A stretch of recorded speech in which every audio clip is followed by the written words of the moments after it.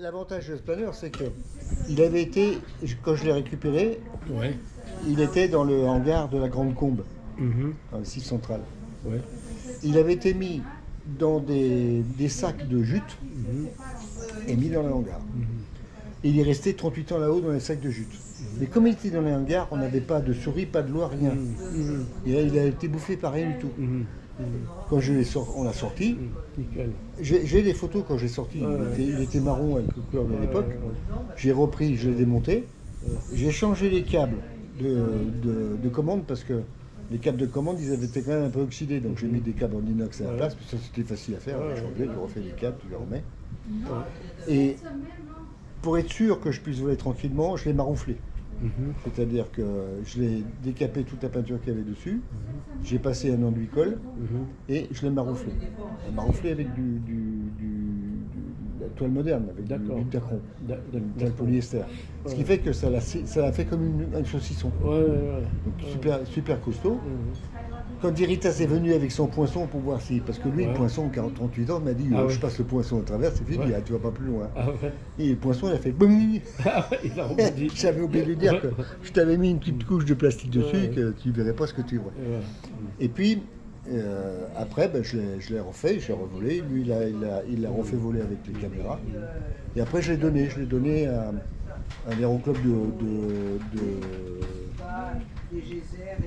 Normandie, là, comment ça s'appelle, spécialisé dans les planeurs de collection.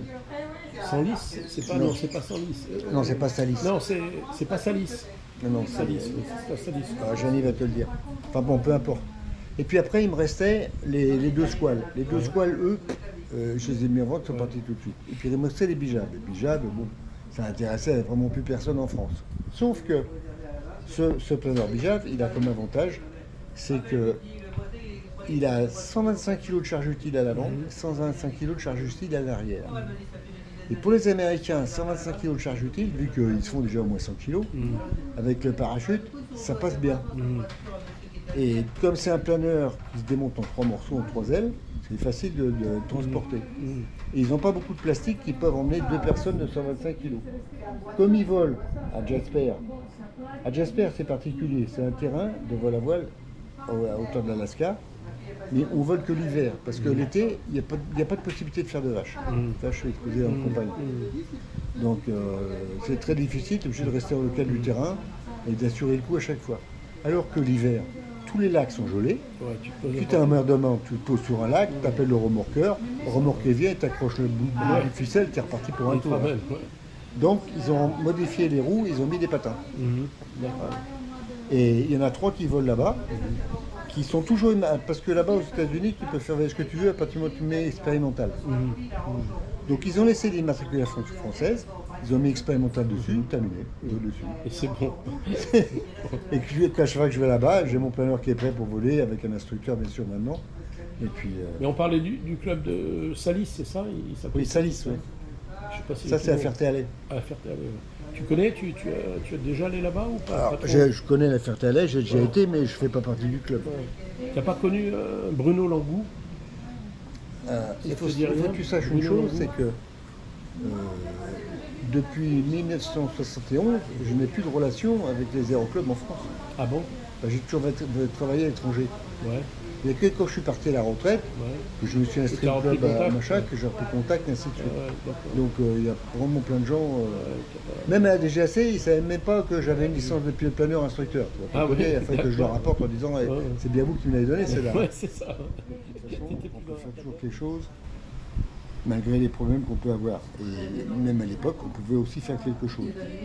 Et j'ai quand même bénéficié, moi, de toutes les possibilités que m'offrait l'État pour un jeune, pour apprendre à piloter. C'est les stages qui étaient faits par la Direction générale de l'aviation civile. Mais tu as commencé à piloter à quel âge? Alors, moi je suis rentré à 14 ans, j'ai commencé mon premier boulot. J'étais apprenti à Satori. À Satori, c'était les arsenaux. J'avais réussi le concours. Et le matin, j'étais en cours théorique et l'après-midi, en cours pratique. Ouais.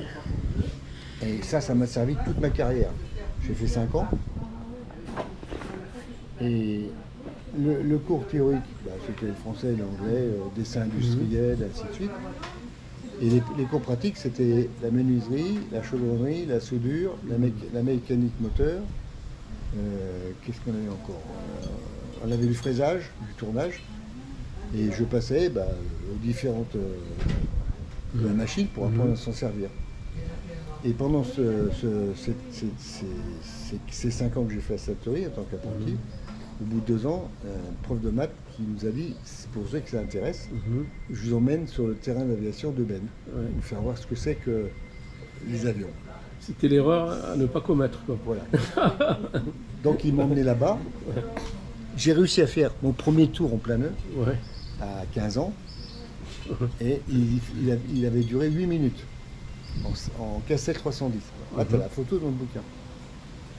Et puis, j'ai dit au prof de maths, qu'est-ce qu'il faut faire pour pouvoir voler? Il m'a dit, le soir après les cours, ou après ton boulot, on fait 1 heure de maths, 1 heure d'anglais et 1 heure d'aérotechnique tous les soirs. J'ai fait ça pendant 3 ans. Et en même temps, je me suis inscrit au centre de jeunesse de Ben, où tu as les photos qui sont là. Alors, on va les mettre. Ici, c'est récapitulatif de tout ce que je vais te dire, donc c'est pas un problème. Là, tout ce que je vais te dire, c'est écrit. Donc c'est la page où il y a les premières photos. Il y a la page avec le bouquin du centre de jeunesse de Ben, les planeurs de l'époque, où il y avait le bijab, justement, qui est marqué là, et ma licence de pilote planeur. Voilà. Donc tu as eu ta licence quand? Alors, c'est pas ma licence, d'abord c'est pas comme ça que ça se passe à l'aéronautique. Tu passes en premier lieu le BIA, l'initiation aéronautique. Qui te donne le droit d'avoir des bourses. Les licences, c'est pas comme les permis de conduire. On t'apprend à piloter, on te lâche. Tu fais ton premier vol solo avec l'instructeur qui reste tout seul, en disant t'es trop con, tu peux faire un tour tout seul. Tu sais à combien d'heures j'ai fait mon premier vol solo? 5h10. Oui, c'est bien. C'est pas mal, hein? Je vais faire un peu plus, j'ai fait dans les 10 ou 12 heures. Donc j'ai fait mon premier vol solo en 1965, parce qu'il fallait avoir 15 ans et demi pour pouvoir voler en solo, en planeur, et 17 en avion, 18 pour permis de conduire. Et après, j'ai fait mes 10 vols solo, plus le vol de 5 heures en un seul vol. De nav, Non, pas de nav, c'est un local. Ah bon, local. Un local. Et qui donnait droit à la licence élémentaire. Donc la licence élémentaire, tu as le droit de voler, mais tu n'avais pas le droit d'emmener quelqu'un. Et après, tu passes la licence de pilote planeur complète, qui te donnait l'emport passager, où il fallait effectivement faire 50 km pour pouvoir avoir ta licence. Ouais, moi je te parlais d'avion, pas de planeur. Ça a été le déclencheur, parce que pendant 1 an et demi, j'ai fait ça. Après ça, l'instructeur qui s'appelait Fersing, il m'a dit va faire un tour à Chavnès, c'était l'aéroport d'à côté. Ils ont des bourses pour toi en avion. Et en avion, j'ai volé, j'ai fait mon premier 2e degré, donc mon brevet complet privé élémentaire avion, plus privé avion, sur le FBGLB, qui était un biplace avec un moteur russe. Donc 80 chevaux russe,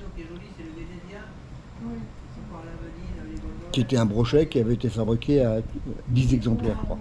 Ah oui, putain. Et en dessous, tu as l'image du C25S sur lequel j'ai fait pour mes vols. C'est marqué dessous, toi, c'est Là, tu as le Castel que j'ai fait revoler. Le 317, je suis passé après pour faire remorquer les planeurs. Et ça, le jaune, c'était le Morane 733, c'est l'avion sur lequel j'ai fait mon pilote professionnel à la fin de mon service militaire. D'accord. Donc, j'ai été rapidement pilote privé avion. Et après, j'ai fait mon stage à la Montagne Nord pour être instructeur premier cycle. C'est-à-dire instructeur planeur, mais que pour apprendre à piloter aux gens, les lâcher, faire les tours de piste. Après le 2e cycle, c'était les envoyer en navigation et leur donner le brevet complet. Donc quand je suis parti à l'armée, alors plus exactement, à la fin de mon premier cycle, deuxième cycle, j'ai été embauché par l'EDF. L'EDF m'a embauché comme instructeur radio, instructeur planeur, pour faire voler les ab initiaux, c'est-à-dire les jeunes, comités d'entreprise, pour leur apprendre à piloter à Avignon.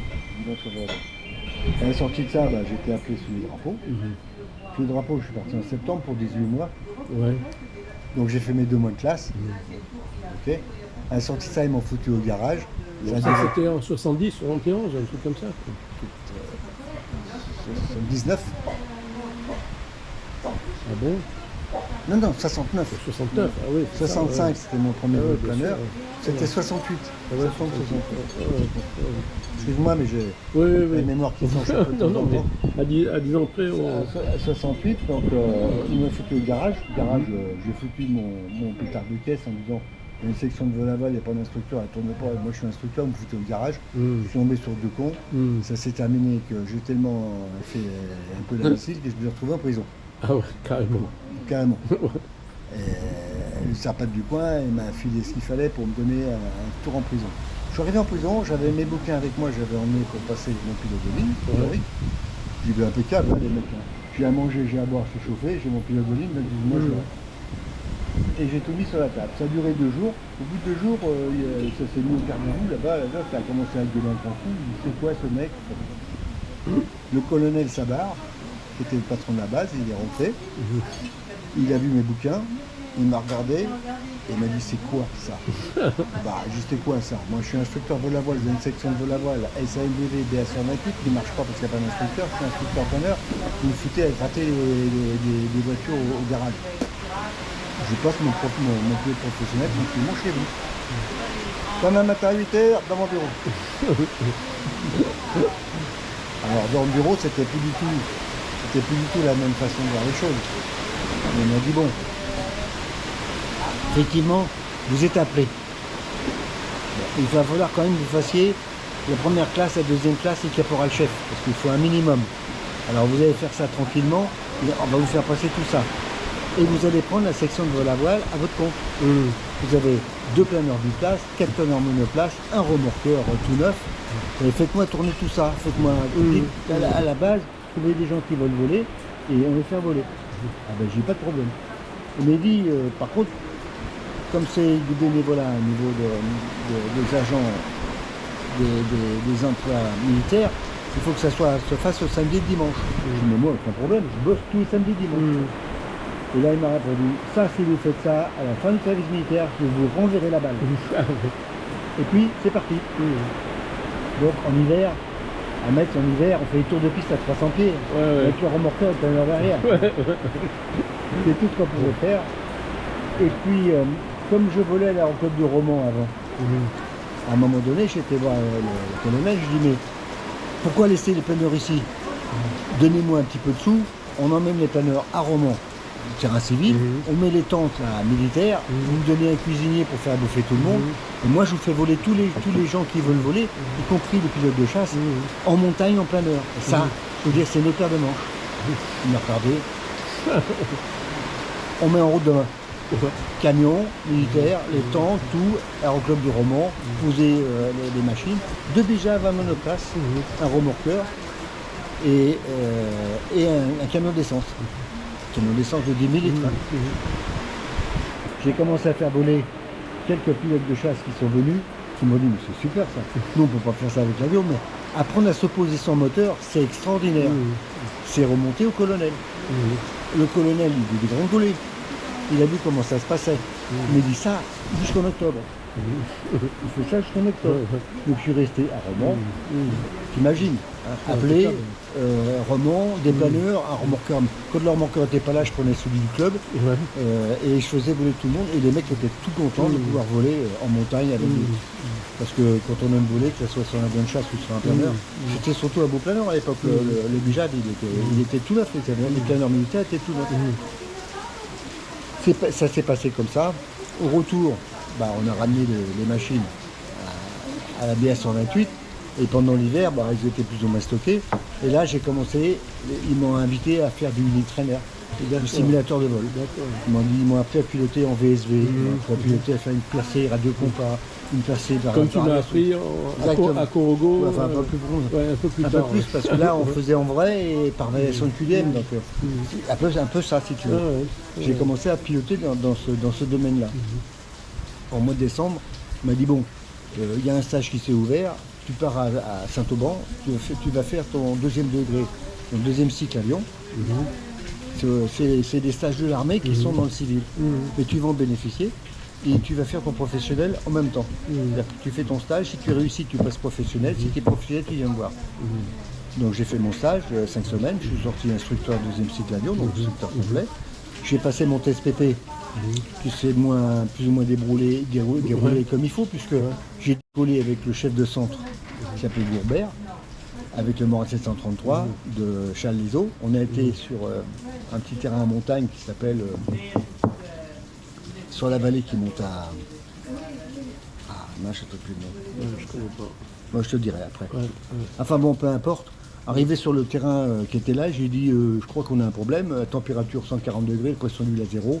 Donc je fais une pétue, je me pose, et comme le terrain est trop court, je laisse le train rentrer, on se pose sur le ventre. Et effectivement, 11 minutes après mon décollage, j'avais terminé mon vol sur le ventre à Saint-Rambert. Et là, il y a le testeur qui sort et dit, bon, le décollage était bon, la décision était bonne, on est posé par terre, on n'a pas cassé l'avion, on est juste sur le ventre, vous avez votre PP. Et voilà comment j'ai eu mon pied professionnel pratique. En te posant sur le ventre. Voilà. Donc je suis rentré à BA 128. J'ai bénéficié des heures IFR que j'ai fait. Et là, le PLS là-bas, au bout de 18 mois, il dit bon, vous allez faire 1 mois et demi de plus. Hein. Mais bon, vous allez faire 1 mois et demi de plus en tant qu'appelé. Mais je vous envoie à Paris. Faire votre stage IFR complet, qui est professionnel IFR, c'est le vol des instruments complet, et aux frais de l'armée. Et si vous réussissez vos stages, vous revenez me voir. Donc j'ai fait mon stage, j'ai fait mon brevet bimoteur. Alors, pour te dire, 12 heures de bimoteur. Bon, c'est pas beaucoup. Non. J'ai fait mon test, j'ai réussi mon test, j'ai été le revoir, il me dit c'est pas compliqué, vous allez au immeuble UTA demain à 16h, on vous attend. Donc je suis parti avec ma valise, j'étais à l'immeuble UTA à 16h, voir M. Cornubert, patron de la SODETRAF, c'était la Société d'organisation pour le développement du transport aérien de l'UTA. Grosse boutique l'UTA. Et il me dit, il n'y a pas de problème, hein, je connais votre CV, donc fièvre jaune, vous allez faire votre fièvre jaune, vous avez votre passeport, vous descendez, prenez un taxi, allez chercher vos affaires, vous avez l'avion à minuit qui vous emmène en Côte d'Ivoire. Et je suis arrivé en Côte d'Ivoire voir la Perchelet sur DC3, monté dans l'avion pour la fois. DC3 c'est un avion de 12 tonnes, c'est quand même assez gros. Non, donc là en 72, un truc comme ça. 71. 71. Et mon premier vol DC3 c'était le 7 juillet 71. Et je me suis buté avec les boutons. C'est là que le chef pilote est passé derrière moi, il fait bon. T'as combien d'heures en bimoteur? Je dis j'ai 12 heures d'Aztec. Alors il y a du boulot. Ouais, c'est sûr. C'est un peu comme ton cas quand moi je t'ai dévolé avec les cartons. Et ouais, bien sûr. Moi 2 fois 1400 chevaux, t'imagines pas ce que c'est? Non, t'imagines pas. Non, j'imagine pas, non pas vraiment. Surtout que c'était pas facile un DC3 en plus. Non, c'était des Pratt & Whitney. Il fallait faire 12 pales d'hélice pour pas éviter qu'il y ait de l'huile dans les cylindres du bas. Il bouffait 100 gallons à l'heure. Il bouffait 400 litres d'essence à l'heure. Il y avait un centrage un peu particulier parce qu'il avait une rouette de queue. Mais après, bon, on s'y fait. Hein. Et j'ai démarré ma ligne comme ça. C'est à ce moment-là que je t'ai connu. Ouais, c'est ça. Alors, je montais à Corogo, comme on avait des escales longues à Corogo, je suis resté vers au club, je leur ai donné un coup de main. Et puis après... Et qu'est-ce qu'on faisait comme visite les 25 heures sur nos avions, sur nos HR tu faisais 25 heures, 50 heures. Et puis il y avait... Et après, il descendait à Abidjan. La semestrielle. Non. Même tout. Semestrielle et l'annuel. D'accord. Parce qu'on avait ça où on passait tous les 3 ans, en GV. D'accord. Et moi j'étais agréé par la DGAC pour faire les visites des avions légers. Donc c'est moi qui passais Y C'est compris eux qui faisaient le l'annuel. boulot. Oui, oui. D'accord. C'est eux qui faisaient le boulot et c'est moi qui Ouais. venais de faire les tampons. Ouais, c'est ça. Et ça marchait très bien. Ouais. Ça marchait très très bien. Ouais, ben là-dessus, j'ai des photos. Hein. Et puis après, l'aéroclub de Corrigo m'a dit en France, on a besoin de remplacer nos avions. On avait qu'un rallye qui était pourri. Mhm. Je dis, je vais trouver quelque chose. J'ai trouvé un HR200 Ouais. 100 chevaux, Mhm. biplace, et puis le HR100 qui était 185 chevaux, 5 places. Long 100 ou courrier. 120 chevaux peut-être, le HR. Non, non. Le HR 200. Non, le HR200 était 100 chevaux. C'est Et pas après, 120. le R2160 qui Ah, l'a celui que j'ai remplacé, ramené, c'est 120 d'accord. chevaux. D'accord, celui que j'ai ramené. Il Ouais, était un peu plus puissant. Mhm. Et puis voilà, puis le HR100 c'était une bête de chum. On faisait Paris, Agadir, Dakar, Corrigo. Ah ouais. Là, il y avait 10h50 de pétrole dans l'avion. Ouais, Et c'est ça. Puis en plus, il était pratiquement classé IFR, donc il y avait tout ce qu'il fallait pour voler par mauvais temps. Mhm. Mhm. Ouais. Voilà, et puis après, moi j'ai passé sur Fokker 27, sur YS11. Après, la compagnie Air Ivoire a commencé à plus ou moins avoir des pilotes. D'abord, il y avait des pilotes qui volaient avec de l'alcool, qui s'appelait Peter Johnson, Ah ouais. hein, et donc, qui buvait une demi-bouteille de whisky par jour. Donc ça pouvait pas coller. Ouais. Il est Après- toujours vivant, ce gars-là? Non. En général, ça. Après, il y a eu le problème que j'ai. On m'a demandé d'ouvrir. En tant qu'instructeur, j'ouvrais les lignes. Je partais une semaine pour ouvrir la ligne, pour voir comment on pouvait faire la remise de gaz, qu'est-ce qui gênait, les arbres, la procédure, les hauteurs de décision. Et puis, il y a certains terrains, ça s'est bien passé, il y a d'autres, ça s'est mal passé, parce que Bengourou, j'ai dit, c'est pas possible. On peut pas. C'est équatorial, c'est des arbres qui font 300 pieds de hauteur. Ben Gourou, c'était où? Dans quel Ah, pays? À Bengourou, c'est en Côte d'Ivoire. Ah, en Côte d'Ivoire. C'est à la Gourou, frontière du Ghana. Oui. C'est à la hauteur de Boaké, Ouais, la ouais, frontière du ok, Ghana. ok, je me souviens plus. Et j'ai donné un rapport en disant c'est pas possible, on peut pas faire ça. On va droit au problème. J'ai bien fait, j'ai écrit mon rapport et j'ai envoyé un double à l'ambassade pour que ça soit transmis à la DGAC.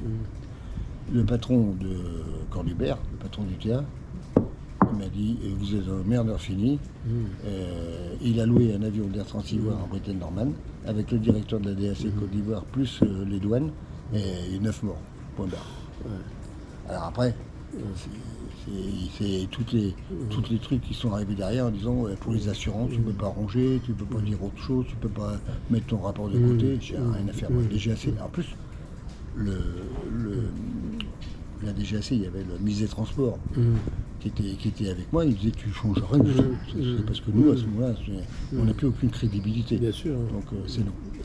Et puis à un moment donné où ils n'ont pas voulu changer, il y a un mec, je me suis posé à Abidjan avec un mec qui avait fait un coma éthylique dans l'avion. Il a posé l'avion, j'étais voir le je me suis dit je m'en vais, point. Voilà. Ça n'a pas loupé, hein. Ça n'a pas loupé. Le India Fox, 17 morts, le India Papa, 38 morts, les 3 Fokker 27 se sont crachés, le Fokker 28 s'est craché, le King Air s'est craché et la compagnie a disparu. C'est tout. Entre le moment où je suis parti, début 79, jusqu'en 82-83, c'était fini. Dommage. Dommage, mais ça ne fonctionne pas comme ça, l'aéronautique. Ouais, bien sûr. Et là, tu rentres en France? Bah, je suis rentré en France et puis j'avais gagné un peu de sous, j'étais représentant Robin pour l'Afrique, donc j'ai monté une petite compagnie aérienne à Perpignan D'accord. avec 5 employés, 3 pilotes et 4 avions. Et je faisais école de pilotage, formation de pilote professionnel et je faisais de la banderole. Parce que la banderole, ça payait bien. D'accord. La banderole, à l'époque, c'était 1500 francs de l'heure. Hein. C'est pour un avion qui me coûtait 150. Et puis j'avais 4 avions et ma facture pétrolière à la fin de l'année, c'était la moitié de mon chiffre d'affaires. Donc j'ai dit pourquoi pas faire avec du GPL, ça marche très bien dans les voitures. Donc j'ai appelé Primagaz, j'ai expliqué, et Primagaz a dit pourquoi pas, hein, on va essayer, puisque vous avez des avions. Ah ouais. On a fait un procédé, j'ai dit mais c'est pas votre procédé à vous que je veux, c'est mon procédé à moi. C'est-à-dire que, sachant pertinemment que le gaz, quand on le transforme de l'état liquide à l'état gazeux, il augmente de 240 fois son volume. Si on peut l'injecter, comme j'ai deux bougies par cylindre sur mon moteur d'avion, un pour l'allumage, l'autre, on fait un injecteur et on injecte le produit liquide qui va se mettre immédiatement en phase gazeuse dans la culasse avant de l'allumer, ça peut être que bénéfique. L'Icoming, à qui on avait demandé l'autorisation de le faire, le constructeur du moteur, vous avez envoyé un moteur neuf. Donc j'ai monté un moteur neuf sur le Bravo Zulu, celui qui est en photo là, de l'avion.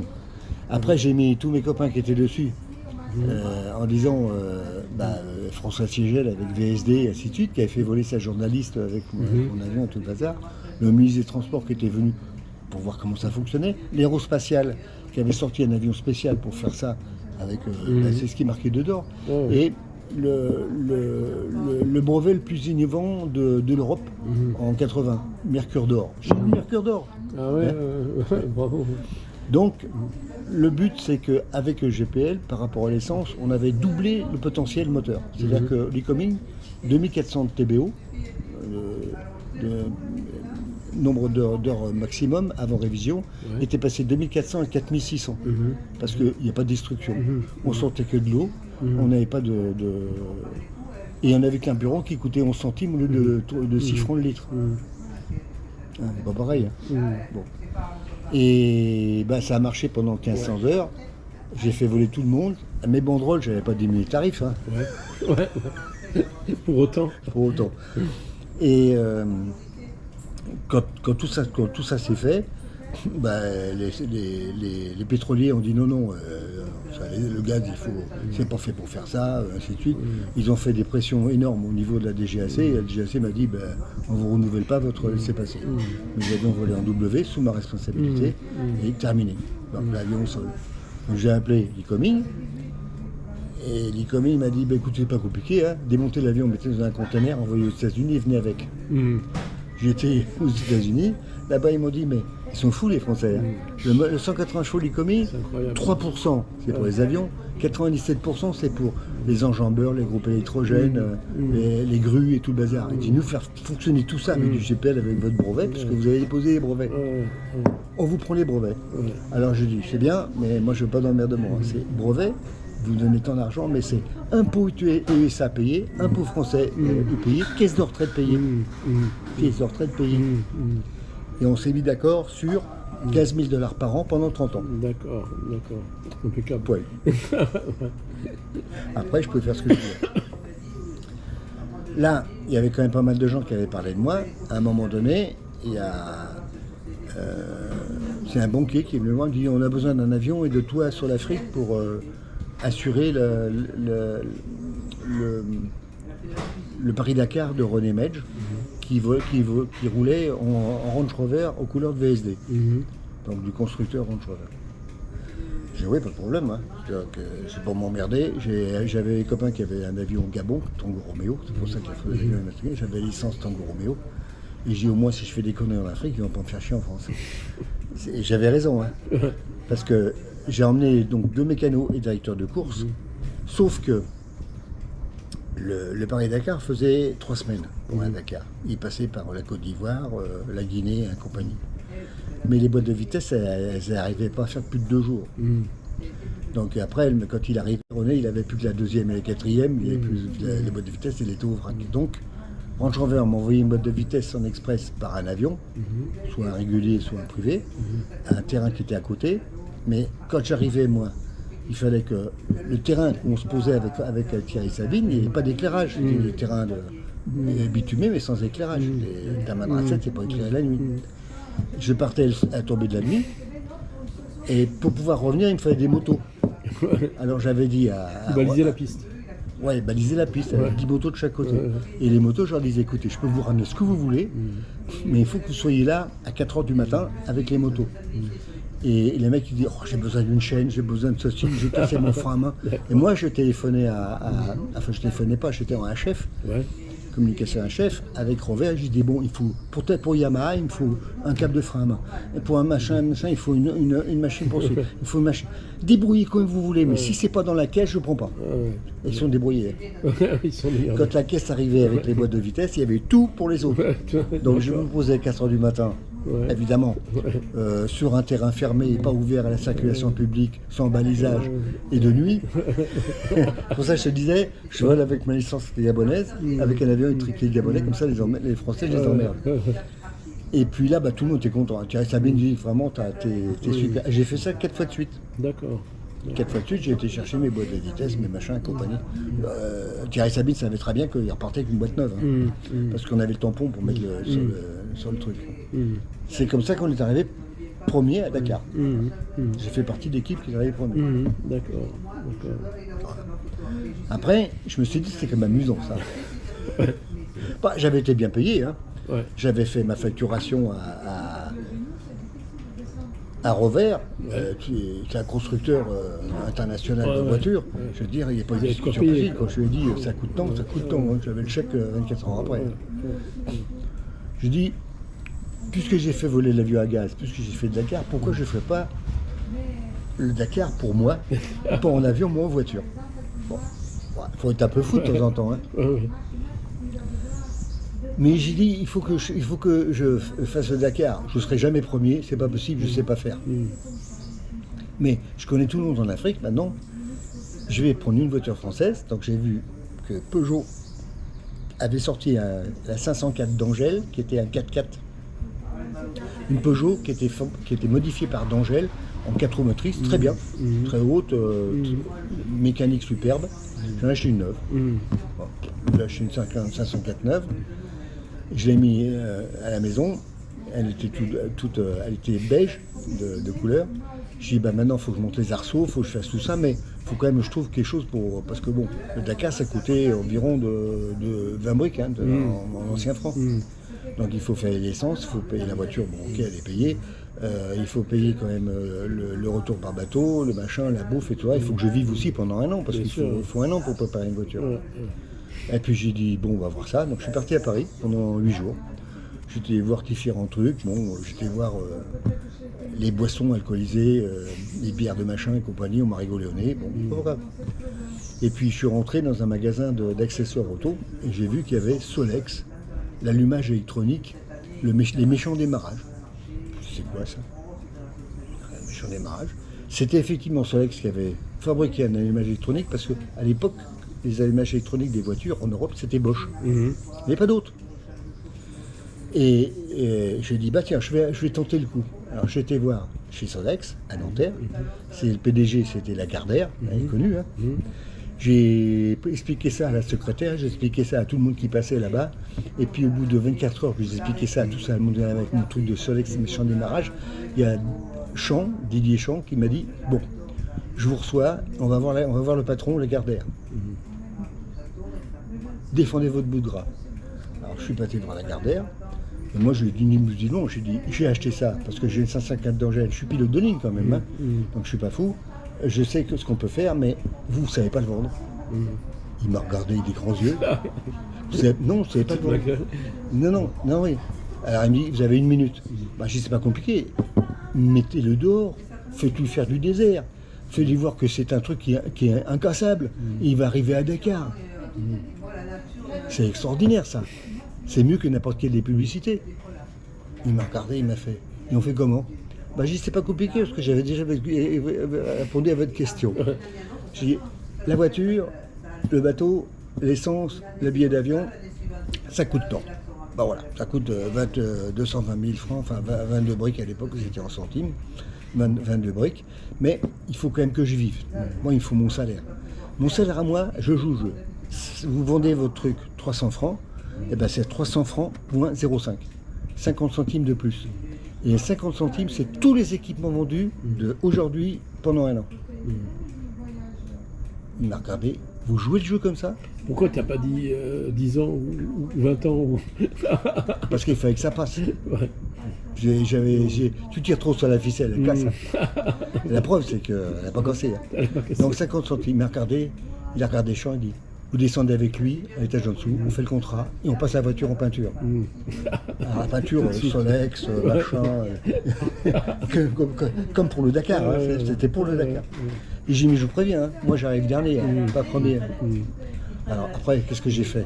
tous les gens, les aéroclubs, les compagnies aériennes avec lesquels je volais en Afrique, j'ai tous dit que je passais avec ma voiture. Donc les autres, ils arrivaient, ils faisaient de la mécanique. Moi, j'avais le mec, le Peugeot du coin qui venait avec les soufflettes, les machins, les filtres tout neufs. J'avais une assistance mieux que l'année d'avant avec René Metz. Donc je suis arrivé à Dakar, 87e. Si vous prenez les bouquins de Thierry Sabine sur Internet, vous verrez Alain Villard, Dakar, 87e dernier. Et puis, bon, c'était quand même long. En quelle année c'était? 84. 84. Ça, c'était le deuxième, parce que j'en ai fait 3. 84, donc 84, je suis arrivé à Dakar, et là, quand je suis arrivé, j'ai su après qu'ils avaient loué tout le premier étage du Hangor. Le Hangor, c'est le grand hôtel 5 étoiles qui est au bout du cap de Dakar. Et ils avaient invité tous les concessionnaires Solex d'Afrique et tous les concessionnaires Peugeot. Bon, moi j'arrive le soir à 18h, j'étais un peu mort. Hein. Je vais me doucher, je vais dormir un peu, on vient me chercher, on m'habille. Allez, mets ça, on t'attend au repas. J'arrive au repas, on mange tranquillement. Ils m'ont demandé comment ça s'était passé, je leur ai expliqué un peu tous les aléas que j'avais eu au cours de route, mais que je m'en ai bien sorti. Et là, il y a le PDG, il tape dans son verre, puis dit « Je vais vous expliquer une chose, ce mec, qu'est-ce qu'il m'a raconté ?» en disant de moi. Et il raconte l'histoire que je te dis. Et il dit « Ce que je ne sais pas, c'est que Peugeot a bien pris en compte que mon image électronique Solex marchait très bien, parce que sinon il aurait cassé le premier jour. Donc on a marché de première monte. La première monte, c'est le marché des voitures neuves. 504, 404, 304, 204. Tout en électronique Solex pour les allumages. Il dit on en vend 3500 par jour. On a embauché 80 personnes, on a fait une deuxième ligne de montage. Alors, votre premier chèque, il est de 70 briques. Tout simplement. C'est tout, votre premier chèque. Hein. Voilà. Bon. Ça a été une affaire. Alors il m'a dit aussi une chose, il m'a dit, vous repartirez l'année prochaine au Dakar. Je lui ai dit, bah oui, avec ce tarif-là, je vais pouvoir repartir. Il dit, il y a Peugeot Citroën, puisque Peugeot Citroën s'était associé à ce moment-là, ils ont sorti la Poncein avec le moteur GS, qui est en photo dans mon bouquin aussi. Et il dit, essayez de l'amener à Dakar, parce que ça nous aiderait bien. Et ben, je suis reparti en 85 au Dakar, au dernier à Dakar, et je suis arrivé à Dakar avec la Poncein. Et tu as pris aussi un pourcentage comme ça? Non, c'était juste pour le plaisir. C'était juste Non, il n'y a pas de contrainte. Il n'y a pas de... Donc, ça c'était en dehors de l'aéronautique. Peugeot, après avoir fait le coup de la 504, le coup de la Poncein à Dakar, il m'a dit voilà, on a un problème, c'est qu'on a fabriqué 15 000 boîtes de vitesse et 15 000 moteurs XN1 pour la 604. Et la voiture 604, on l'a arrêtée parce qu'elle ne se vend pas. Donc on a Peugeot Portugal qui a racheté la licence Cournil et on sort un 4x4, genre Land Rover, mais avec le moteur de la 505, la boîte 604. Alors ça c'était génial parce que c'était un véhicule robuste, super bien fabriqué, des moteurs costauds, des ponts Clark et ainsi de suite. Mais il dit, comment voulez-vous qu'on fasse pour pouvoir... on a actuellement 17 000 voitures à vendre. 17 000 voitures qui vont être fabriquées dans les 6 mois qui viennent, mais on n'a pas vendu une seule. Ben, je dis c'est pas compliqué, on va faire la même chose. On va prendre 10 voitures, on va faire Team UMM, dans mes machins qui sont là, on va faire Team UMM. UMM c'est une merveilleuse mécanique ou c'est ultra moche motorisé, comme tu veux. Mais c'est un véhicule de la taille de Land Rover, avec la puissance de Land Rover, très fiable, très fiable. Et je dis, bon, on va faire un coup. On va prendre les médias, on va prendre FR3, on va prendre Auto Verte, le journal, on va prendre mon copain qui est cinéaste, et on va faire une ouverture de piste en Afrique. On va ouvrir Thessalie-Tombouctou, 660 km, par la piste des anciens puits. Mais on passe avec 4 voitures, un camion, un hélicoptère. De toute façon, ces voitures-là, ça passera sans problème. Parce que je connais déjà le parcours en l'air, donc je sais. Et en plus, ce que je leur ai pas dit, c'est que les pistes existaient déjà. Mais bon. Et on va poser des poteaux, c'est ce qui est dans le bouquin, tous les 50 km avec UMM, Peugeot, kilomètre 540, Peugeot, UMM, kilomètre 550. On va faire ça jusqu'à Tombouctou. Parce que l'image de Tombouctou, à l'époque, en Afrique, c'était superbe. On a fait ça. On a ouvert la piste. On est arrivé à Tombouctou, on a fait le tour de l'hélicoptère avec le commandant de cercle et le commandant de gendarmerie locale. Comme le mec, il m'a vu 10 ans après, il m'a dit vous avez bouffé tout le bar. Il avait tout vu. Et on est revenu. Donc, présentation du film à la Tour Eiffel, au premier étage, avec l'organisme d'État, je ne sais plus comment il s'appelle. Je perds la mémoire. Bon, peu importe. Ouais. C'est un organisme mondial qui s'occupe de la mise en route des produits particuliers sur l'Afrique. Enfin bon, peu importe. Ouais. Le film a été primé. Alors, le film primé, un film de 20 minutes, court métrage, plus ce qui est sorti à Auto Verte, tu as les journaux avec ce qui est marqué dedans. Hein. Des fois, il m'assassine un peu sur le machin parce que j'étais un peu sévère, de temps en temps. Alors, petite anecdote, le photographe, parce que c'est quand même commercial. On s'arrêtait dans les Grandes Dunes, à 300 km d'un qui-vive. Hein. Je le posais là avec un parasol et une bouteille d'eau, et on passait tous devant lui pour qu'il puisse filmer. Et je disais au dernière voiture, t'oublies pas de me le récupérer. Et puis, systématiquement, toutes les 20 minutes, j'arrêtais tout le monde pour les compter. Je comptais mes bœufs tous les 20 minutes. J'arrête les minutes et mon photographe n'était pas là. Le dernier, il m'a dit, j'ai oublié. Pas de chance. Jean Vallès, il était dans le désert, son parasol et sa caméra. Il est resté 2 plombes. J'ai dit, maintenant, il faut le retrouver. Alors, on va reprendre notre trace en sens inverse, mais il ne faut pas le louper. Donc, j'ai mis 10 voitures à 1 km d'intervalle, tout ça, pour faire un front. Ouais. Et on remonte toute la piste, mais avec les 10 voitures côte à côte, juste à temps qu'on le trouve. Et on ne partira pas d'ici tant qu'on ne l'aura pas trouvé. Alors comme dit Jean Vallès, il dit, quand j'ai entendu des voitures arriver, j'ai vu 10 phares partout, j'ai dit, ou c'est Alain, ou c'est l'armée. Ouais, c'est ça. Non, c'était Alain. Donc, ça, c'est une petite anecdote. Ouais. Et puis ça s'est bien passé. Et puis moi, pas de problème. Moi, ma mère m'avait dit 15 000 voitures à vendre sur 5 ans, 4 ans plus exactement. Ça, c'était en février. En octobre, je vais les voir, j'ai vendu les voitures. Parce que tous les concessionnaires, ils en avaient acheté. Hein. Toutes les concessionnaires d'Europe et ceux d'Afrique. Et j'ai vu voir Louis Peugeot, je lui ai dit, écoutez, il faut faire d'autres moteurs et compagnie. Il m'a répondu non, c'était juste pour liquider les moteurs, la fabrication des 4x4, on arrête. C'est dommage. T'as pas idée de ce que j'ai pu lui dire. Ah ouais. T'as pas idée de ce que j'ai pu lui dire et lui balancer. Je dis j'en veux pas, je m'en vais. Et hop, je suis parti faire autre chose. Ouais. Et puis à ce moment-là, tout est rentré un peu dans l'ordre. On m'a demandé de rejoindre l'aéronautique avec l'ESMA. Je suis rentré à l'ESMA, j'ai fait un littoral. Un littoral, comme je connaissais l'Afrique, ils m'ont envoyé à Madagascar pendant 6 mois. Pour former les pilotes malgaches, pas de problème. Je suis rentré, après ils m'ont dit, faut aller au Cameroun, mais j'étais au Cameroun, avec le CRJ, pour former les pilotes camerounais. J'ai terminé ma carrière comme ça. Et combien d'heures de vol tu m'as Moi j'ai un peu plus de 19 000 heures. 19 000 heures, putain. Et j'ai terminé ma carrière comme un examinateur des GAC. C'est-à-dire que je suis autorisé à délivrer des licences de pilote de ligne. D'accord. Pas instructeur, je suis examinateur. D'accord. Examinateur des GAC. On était 6 en France à être nommés par un décret ministériel. D'accord. C'est ce que j'ai mis dessus.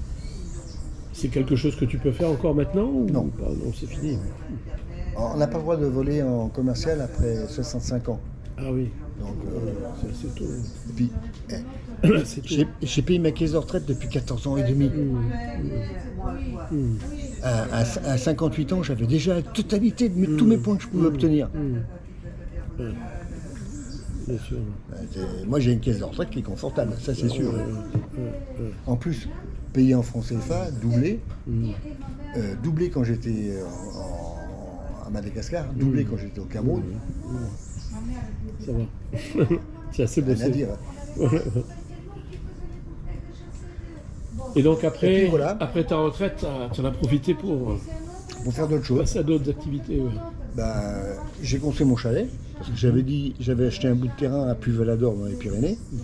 J'ai dit, il faut que je me fasse plaisir. Donc j'ai acheté, après la tempête, la grosse tempête où il y avait les arbres par terre, j'ai acheté tous les bois qui traînaient. C'était des longueurs de 10 mètres par 260 et 400 de hauteur. C'est pas du bois contreplaqué, hein. C'est des troncs d'arbres les uns sur les autres. Du bout, ça. Je les ai fait livrer en camion, je les ai découpés avec Gianni, tranquillement. Puis j'ai monté mon chalet, bon, tu l'as vu. Ouais, c'est Il, incroyable aussi, il quoi. était fait à ma façon, il avait de la gueule. Dedans, on avait mis tout ce qui venait d'Afrique, c'est-à-dire les dessous. Et tu avais acheté tout l'outillage aussi pour ça. Pourquoi faire? Il a besoin d'une scie circulaire, c'est tout. Ah oui, et c'est un tout, marteau ouais. et des clous. Ah ouais. Qu'est-ce qu'il y a pas? C'est assemblé comme ça, comme un Lego. Mhm. Je faisais peut-être un peu patient. Et puis, va-t-il pas qu'il y a une nana qui passe, qui était avocate, qui voit le chalet et qui me dit oh, moi j'achète très bien. Si vous voulez, venez le voir. Je lui fais voir à l'intérieur, je lui dis mais si je le vends, je vends avec tout dedans et je ne descendrai pas d'un centime le prix. Pour le café et tout, et elle me dit le prix, je lui donne le prix, 245 000 euros net pour moi, plus les frais et tout le reste. Elle m'a dit c'est d'accord. La semaine suivante, c'était fait. C'était réglé. Après, j'ai dit à Jolie, bon, on va s'acheter un camping-car, on va faire l'Amérique. Ouais. Puis après, en Amérique, on a fait le Canada avec Saint-Pierre-et-Miquelon, on a fait l'Alaska, on a fait le Mexique. Après, j'ai vendu. Avec le même camping-car, non, tu louais après. Non, je l'ai acheté. Ouais, tu l'as acheté. Non. Alors, en plus, je l'ai acheté, puis en plus, j'ai revu le même prix, hein, parce que le dollar canadien et le dollar français, il avait dévalué de 20%. Donc, quand j'ai revendu le même prix, moins cher en francs canadiens, mais aussi cher en français, en euros. Et après, j'ai changé de. J'ai acheté la voiture, la Nikon Navigator. Et le trailer. Un navigateur, c'était pas compliqué, elle faisait 3 tonnes, 350 chevaux, 300 km/h. Tout à 300. Avec des roues de 20 pouces. Ouais, ouais.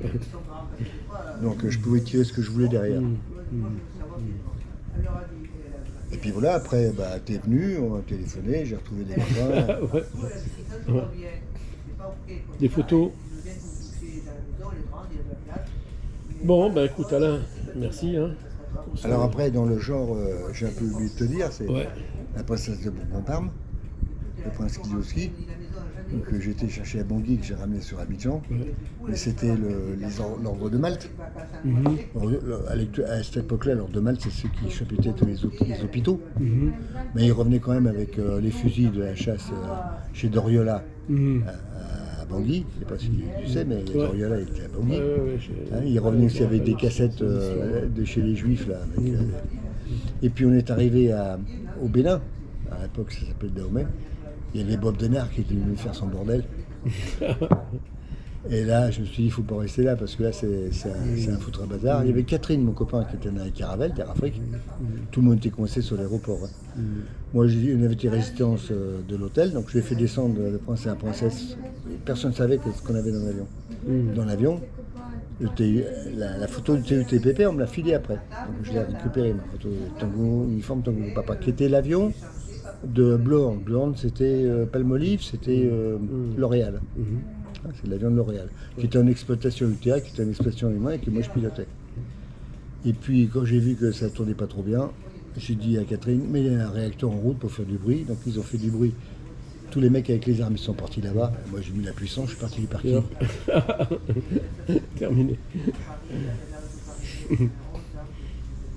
Et tu m'avais raconté une histoire avec Mitterrand aussi, non Alors Mitterrand, c'était des petites sœurs. Conakry, c'était un affreux africain là, qui tenait Conakry et qui était à... Bon. Et disons que c'était un mauvais mec. Quoi, hein. Et ils avaient réussi, le Parti Socialiste, pour faire... Parce qu'il n'avait pas de fric, mais il avait des diamants. Donc il avait dit, si on peut me récupérer quelques diamants pour avoir un peu d'argent pour payer mon armée, parce que sinon ils vont me foutre la gueule par terre. Et j'ai les petites sœurs de machin. Donc ça avait été mis en route, sans que je le sache, avec le Vatican. C'est le Vatican qui a payé l'avion, faire l'aller-retour, Abidjan, Conakry, Abidjan. Et c'est Swissair qui a couvert avec un numéro de vol. Swissair to Pfeiffer. Donc c'était un vol Swissair, payé par le Vatican. Et j'ai été avec Mitterrand, comme il n'y avait que 6 places dans l'avion. Je suis parti avec lui. À l'époque, il n'était que président du Parti Socialiste. Hein. On a discuté un peu avec Sékou Touré, voilà, le PDG, Le président de l'époque, c'était Sékou Touré, qui, fin de compte, a donné à Mitterrand une petite cassette de diamants, histoire contre peu d'argent. C'était la Guinée, ça. Oui. Oui, oui. Conakry. Conakry, c'est la capitale de la Guinée. Ah oui, oui, bien sûr. Oui, oui. J'étais plus. La Guinée, c'est la Guinée. Conakry, c'est la capitale de la Guinée. Sûr, Et je suis revenu avec 2 otages, donc les 2 petites sœurs qui n'étaient pas comme ça, dans l'avion que j'ai ramené sur Abidjan, et puis après ça s'est réglé avec leurs problèmes avec. C'était du temps de Focard et de Monsieur France-Afrique, de chez Jacques Chirac. Encore une aventure, quoi. Ouais, sans plus, parce que bon, j'ai fait mon vol, on a été les récupérer, on a bu un coup, on est reparti, hein, c'est tout. Et les 2 petites sœurs, elles étaient contentes. Hein. Le Vatican aussi, hein, parce que j'ai reçu un beau courrier du Vatican en disant merci. Et ça fait plaisir, parce qu'il y avait marqué, emblème du Vatican, machin, Monsieur Villard, merci, point. Rien d'autre. Ah oui, c'est tout. Et c'est pas, vous avez fait ça, vous n'avez pas fait ça. Merci, c'est tout. Voilà. C'est ma vie, ça. Hein. Alors, j'ai quand même fait pas mal de photos. Ouais. J'ai mis tout ça dans le bouquin. Voilà. Ok. Après, peut-être qu'on pourrait faire un autre bouquin plus important, mais j'ai passé l'âge de dire j'ai pas besoin de ça pour vivre. Donc simplement, les gens dans l'aéronautique. C'est pour partager. Là, quand j'ai sorti mon bouquin, parce que ça fait pas longtemps hein, que j'ai sorti mon bouquin. Ça fait 15 jours que j'ai reçu l'édition de là où je l'avais envoyé.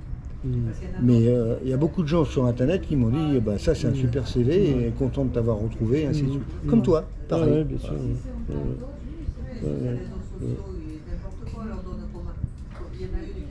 Et tu es en contact toujours avec des pilotes des Rivoires ou de Alors, de on n'est plus beaucoup, hein. On n'était plus que 2. Mmh. Et je pense que je suis plus tout seul. Ah ouais. Parce que c'est Flo qui m'a dit. Alors, pas de l'air club de Corogo, parce qu'ils étaient plus jeunes, mais que des Rivoires, c'était des gens qui étaient plus âgés que moi. Moi, quand je suis arrivé en Côte d'Ivoire, j'avais 22 ans, 23 ans. Et les autres, ils en avaient déjà 35 ou 40. Ça, Donc, ils sont tous morts. Aujourd'hui, c'est trop tard. Et puis je sais où sont morts. Il y a Butin qui est mort dans un accident d'avion à Madagascar, il y a Chouette qui est mort à Abidjan, il y a Chouette qui est mort à Paris, enfin bon. Et je suis effectivement, sur les 16 qui avaient été envoyés par UTA là-bas, je suis le dernier ressortissant. Bon, c'est tout. Ouais. Bah, c'est comme ça, hein.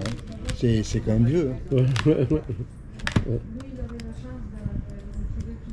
Et ouais, 50 ans. Et puis ça fait bien plaisir d'être ici aujourd'hui. Hein. Oui, tu as raison. C'était paumé avec un aztèque dans le désert avec Bertrand, qui était l'organisateur du Côte d'Azur, Côte d'Ivoire. Et ça faisait 8 jours que tout le monde les cherchait, il y avait une grosse prime d'assurance. Et ils se disaient à 500 km de là où ils étaient, parce qu'à l'époque il n'y avait pas de GPS.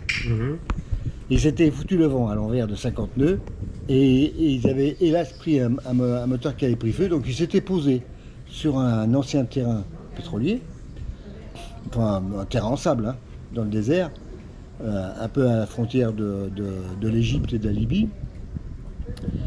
Et ils étaient en contact HF, communication, avec, une fois par jour avec l'Espagne. Donc tout le monde les a cherchés là où ils se disaient, y compris les militaires français, mais ils n'ont jamais trouvé. Et les patrons venaient me voir en disant « Est-ce que vous avez une idée ?» J'ai dit « Oui, si j'ai carte blanche. » Il m'a dit « C'est d'accord. » Et j'ai fait la solution suivante. J'ai été chercher les copains, on en a mis 25 dans le Fokker 27, on a été à Niamey avec le Fokker 27. Et de Niamey, en HF, j'ai dit à Guichard, tu prends un fil, une cuillère, et quand la cuillère, et l'ombre de la cuillère est parfaitement verticale, tu me dis top. Et tu dis rien d'autre à personne. 24 heures après, je suis chez toi. Guichard a joué le jeu, il a dit top, je savais sa méridienne. Ah oui, je savais sur quel méridien il était à l'heure du soleil, midi du soleil. Donc je savais où il était sur cette ligne. Qu'est-ce que j'ai fait? J'ai pris le Fokker 27, j'ai dit au mec, vous regardez dehors, on reste à basse altitude, et puis on va remonter le méridien. Effectivement, on l'a trouvé. Comme on était en contact VHF avec lui, puisqu'il avait un moteur qui tournait, je lui ai dit, voilà, je ne vais pas pouvoir m'arrêter, parce que c'est du sable dur et des petits cailloux noirs. Par contre, avec le Fokker 27, du fait que c'est le nôtre, qu'il a des grosses roues, je vais me poser, je vais descendre jusqu'à peu près 20 km/h, et derrière, dans le Fokker 27, les issues de secours rentrent à l'intérieur. Donc on va rentrer les issues de secours. De chaque côté, tu as 10 mecs avec une corde qui va traîner derrière l'avion. Toi et machin, vous étiez passé l'avion, vous foncez derrière l'avion, vous mettez la corde autour du bras et cherchez pas autre chose, on va vous tirer. Alors, je me suis posé. Première trace, ça s'est pas enfoncé. J'ai dit deuxième trace, un tout petit peu moins vite. Et puis ils sont montés dans l'avion. Je les ai ramenés à Niamey. Donc à 18h le soir, avant la tombée de la nuit, j'étais de retour à Niamey. Donc là, automatiquement, hein, ambassade de France, repas, le patron, les autorités du Niger et tout le bazar, le grand repas et tout le bazar. Et le patron vient me voir à minuit et demi. Il me dit, mais vous avez bien ramené Guichard et Bertrand dans l'avion? Oui. Bah oui. Et vous n'avez pas posé un avion de 57 000 $ dans le désert? Il dit ça, patron, il ne fallait pas poser la question, vous m'avez donné carte blanche. Voilà. Et ça a été la fête, je ne dis pas pendant quelques jours quand même. Et, ouais. Et qu'est-ce qu'il faisait par là-bas, Daniel Guichard? Eh ben, il était avec Bertrand, il faisait la reconnaissance du premier rallye. Au lieu c'était le rallye Dakar, c'était le rallye Côte d'Azur, Côte d'Ivoire. Avec les 405 et tout comme ça à l'époque.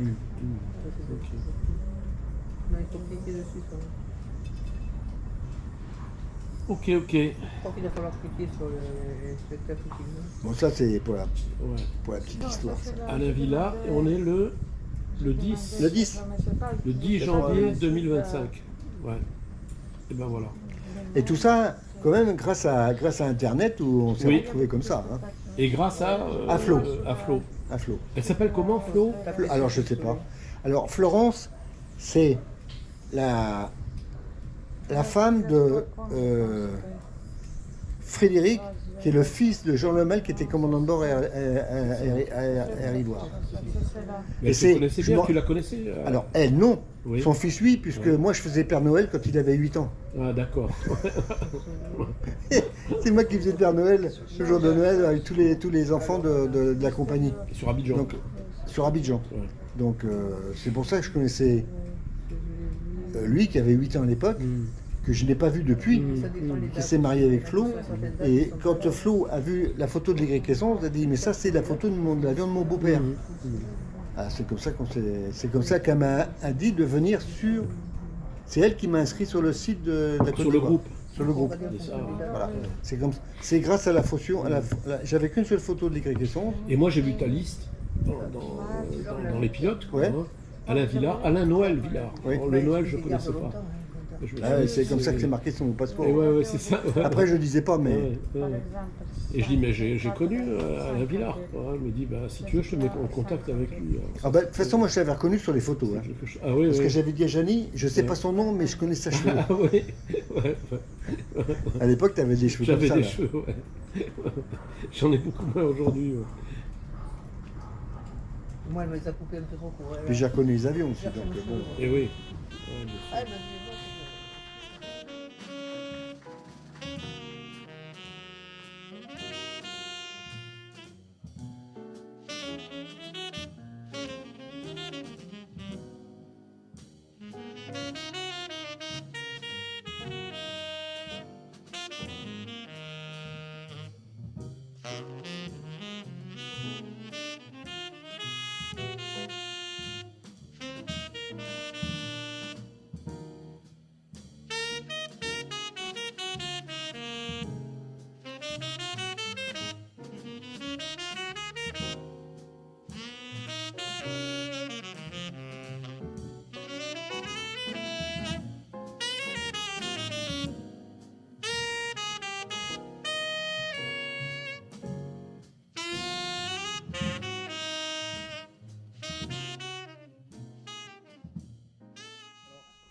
Alors, Pour quelle raison, moi, je t'ai cru mort, 76, effectivement. voilà. Tu me dis que j'étais mort. Oui, c'est Ouais. vrai. Mais je t'explique pourquoi. En 76, j'étais pour UTA Ouais. et je faisais l'ouverture des circuits postaux pour la Haute-Volta. Ouais. Donc je faisais des boucles comme ça. Mhm. Alors, après, je suis passé à Gorom Gorom, là où je suis mort avec Janie. Hein. Ouais. Donc, non mais c'est vrai. C'est Et incroyable. au mois de mai de 75 ou 76, je ne me rappelle plus l'année, hein, j'étais qu'un Cherokee 6, un gros avion monomoteur, avec ma civière, avec ma poste, et puis les journaux que j'amenais pour les commandants de cercle. Commandants de cercle, c'était les maires du coin. Ouais. Et je me suis posé sur le terrain de Falette Gourma, et au décollage, je me suis aperçu que face à moi, il y avait une grosse ligne de grain, avec du sable qui montait au moins à 10 000, 10 000 pieds d'altitude, et que je ne pouvais pas revenir là où je m'étais posé, et il fallait que je fasse quelque chose. Donc j'ai choisi un endroit où il y avait du sable avec des petits cailloux noirs, comme je connais bien, Ouais. Ouais. et à côté d'un village. J'ai posé mon avion tranquillement sur le sable avec un village, j'ai sorti la poste, mes papiers et la civière. J'ai mis ça dans le village du coin avec le mec qui m'a reçu, donc très gentiment, hein, le commandant de cercle. Et j'ai mis mes piquets dans le sable avec les cordes, sauf que quand la tornade est passée, l'avion il est monté à la verticale tout seul, il est monté à peu près 30 mètres, il est passé sur le dos et il s'est planté à la verticale, donc complètement détruit. Terminé. Hein. Il n'a pas pris feu, mais il était détruit. Donc, me voyant pas arriver le soir, ils ont envoyé un avion le lendemain matin par le cercle que je faisais. Ils ont vu l'avion complètement cassé. Ils ont envoyé un camion avec mon cercueil et mon eau. Et au bout de 3 jours, j'aurais dit, oh, les mecs, c'est bien, on va rentrer en camion, mais en bel nom quand même. Hein. Voilà. D'accord. Voilà comment je suis mort pendant 3 jours. Mais en 76, C'était en haute voltage. Je retrouverai sur c'est mes plus tard, carnets c'est de plus vol. tard, je pense. Ou 77 peut-être. Ouais. Mais t'étais à Congo là déjà. Ah oui, oui, oui, oui, oui, oui. Oui, oui, oui, Moi, oui, je te oui. parle de plus tard. Quoi. Ah putain, je sais pas. Mais là, ça c'est C'est sûr. pas mort une deuxième fois dans les années 80 ou... Pourquoi le bruit a couru? Parce que c'est après Si. ça. Hein. Avec Air Littoral. Ah non, avec Littoral, mais ça c'était la caisse de retraite qui avait fait des conneries. Hein. Oui. Parce que la caisse de retraite, la compagnie qui m'employait, la secrétaire pendant mes vacances, elle me téléphone, elle me dit Alain, comment tu vas? Je dis ouais, je vais bien. Hein.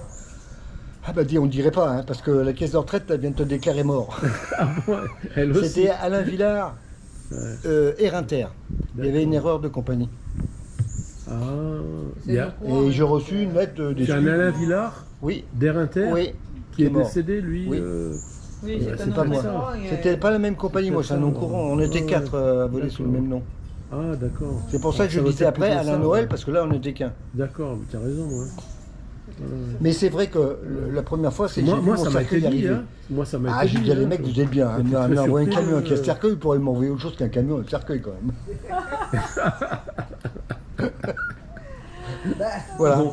Bon. Mais en tout cas, J'avais, continue à tu vois, vivre tu m'as bien longtemps, fait, quoi. tu m'as bien fait d'y penser parce que tu vois, sinon j'aurais oublié. Et après, je suis repassé avec Gianni en haute volta, les endroits où Non, c'est Burkina j'étais Faso. craché. Hein Burkina Faso. Burkina Faso, ouais. Voilà. Ouais. Lui dit toujours la haute volta, moi je Et suis ouais. perdu. Et Oui. voilà. C'est Gorom Gorom où il y a Oui, les photos oui, avec. oui, où c'est il y la avait la photo fondation. où, à la fin du bouquin, Ouais. il y a les mines de d'or où je suis en train de débattre là. D'accord, C'est là que j'ai planté mon avion. d'accord. Enfin, j'ai pas planté mon avion, il s'est planté Il tout s'est seul. planté tout seul, Il ouais. était tout seul, oui. Il s'est planté tout seul. Ah mon dieu, c'est pas une.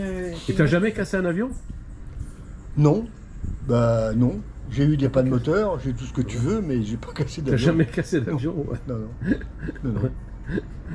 J'ai pas cassé de voiture non plus. Hein. Heureusement. Bah, non. Non, Et, c'est vrai. et de bateau non plus? Non. Non, Ouais. non, on n'est pas allé Ouais. sur la caille. Ouais, ouais. Il n'y a qu'une fois, c'était à Marie-Galante avec celui qui avait la quille rétractable. Ça. Alors pour y aller sur la plage, c'était impeccable. Mais alors pour en ressortir, ça a été une affaire de Ah mal. ouais. Il a dit plus jamais. Oh, moi, t'es tout biché, ça. t'es bien biché. Ah toi. ouais, ouais. Pour Et il y, sortir. il y a une petite marée ici quand même. hein. On Il y a rétracte, 50 cm, hein, donc... Oh, puis c'est pas trop, il y avait des. Non, mais ça herbes. c'est vrai, c'est donc ça a duré 3 jours. Pendant 3 jours, effectivement, la compagnie m'avait déclaré décédé parce qu'ils avaient vu l'avion cracher complètement. Mmh, Bah oui. ouais. Et ils avaient envoyé le cercueil des camions. Hein, donc. Des fois, on s'aperçoit qu'il y a des gens qui sont ressuscités. Alors, donc- à l'époque, il n'y avait pas de GPS, il n'y avait pas de communication téléphonique, Eh oui. il n'y avait rien. Ouais. Quand je suis revenu à Ouagadougou, Revenant.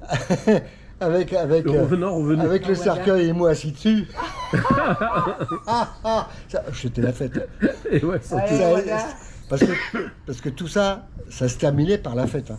Que ça soit Toujours. Richard, que ça soit ça ou autre. Toujours, c'était C'est toujours. C'est la fête, Ouais. c'est la fête. Ouais. Même si on mange que des spaghettis, on fait la fête. Hein.